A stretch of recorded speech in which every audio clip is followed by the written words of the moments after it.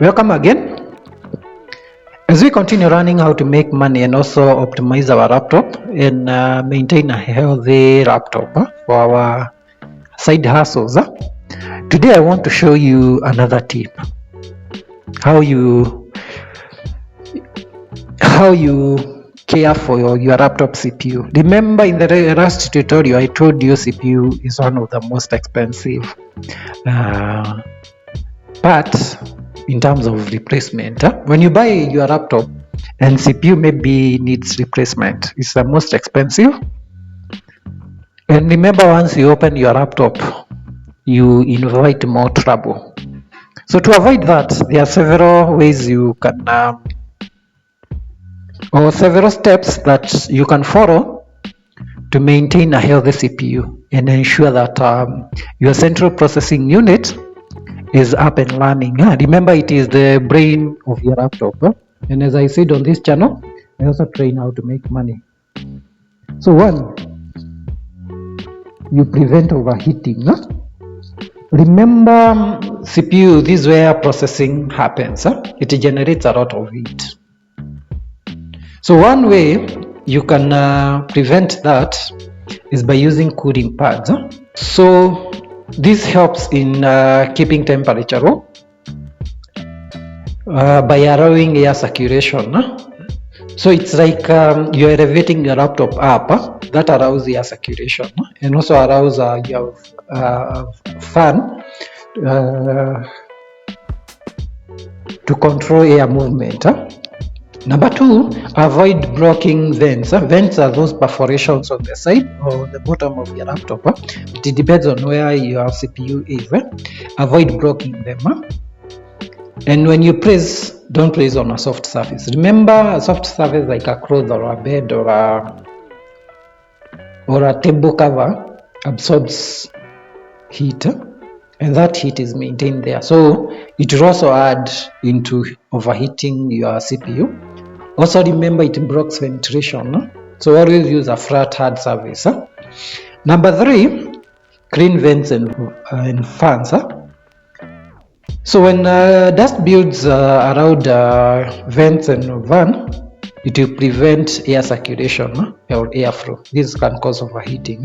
So always clean them, and if possible, you can also use a blower to remove dust. Always do that regularly.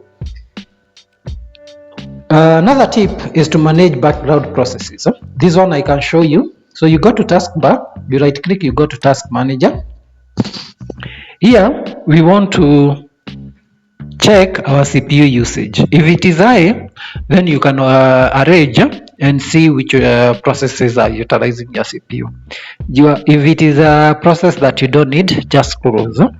Secondly, arrange by name. When you go to background processes, if there are necessary programs that you don't need, just close, like Adobe update. I will just click it and add task. So that's how you close unnecessary programs, because they strain your CPU. Remember, it is a central processing unit. It's like the brain of your computer. That's where after programs are loaded in memory, processing takes place in CPU. The other tip to manage background processes, apart from closing them, is to go to startup programs. While you're still in task manager, you go to startup, disable some of the programs that you don't need. What does startup programs do? I have done a full tutorial on this, but just as a highlight, when you boot your laptop, these are programs that are loaded by default when your laptop is booting, when it is opening the first time, when you press power button, and they are loaded in memory. When they are loaded in memory, these programs are running and they are processing something. Like Java update, it's downloading updates. Where does that processing take place? In the CPU. So you may need to limit some of the programs. You just click on, let's say I want to block which one. Let's see. Like say iTunes. It's already disabled. Let me enable. So if it is enabled, you only need to select it. Then on far bottom right, you click disable, and it is disabled. So the next time I'm restarting my laptop, iTunes will not be loaded unless I go specifically to that app and open. That's the time it will be loaded through a memory, and at that point I'm using that application. The next time I'm loading Windows, it won't be loaded because it's already disabled, unless now I open again.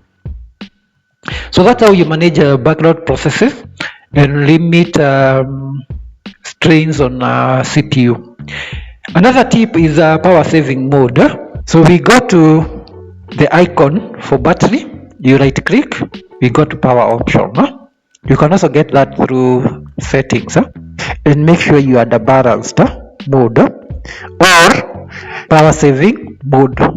Why is that? This helps CPU avoid running at maximum power when it's not necessary, which can reduce it and conserve energy.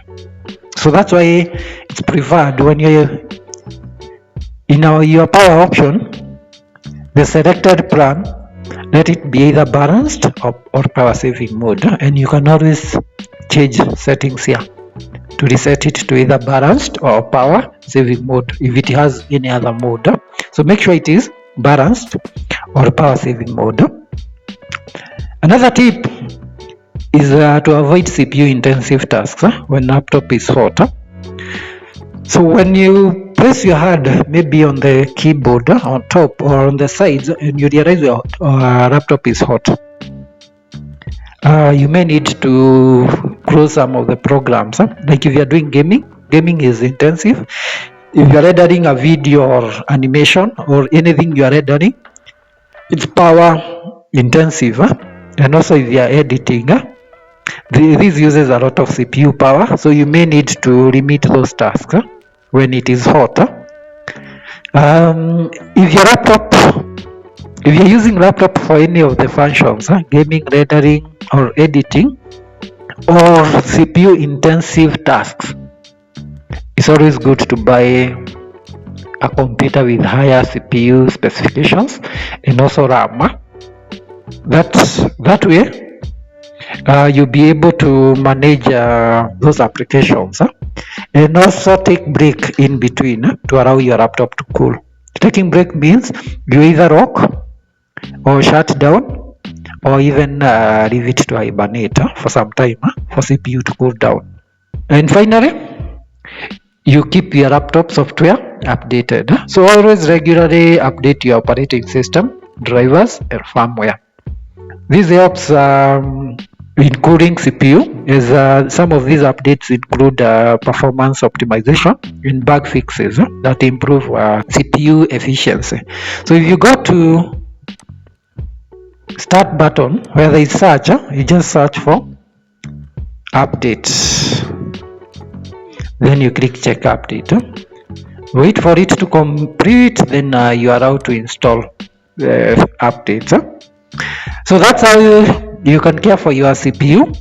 It's very easy, very simple, but remember it can be costly if you ignore any of the tips. CPU is the most expensive part to replace. And remember, on this channel I'm also training you how to make money with TikTok, where you can partner with Sound.me. Very simple, no requirements. You get a sound campaign, create a TikTok video and earn from the views. Very straightforward.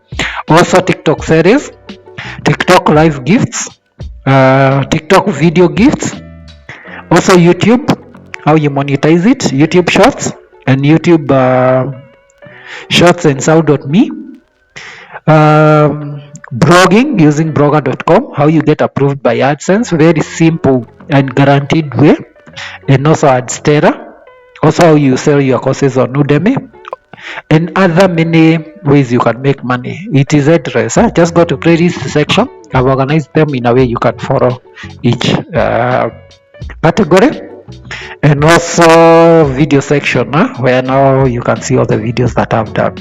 If you found this video helpful, remember to like and also share with your friends, and also remember to subscribe.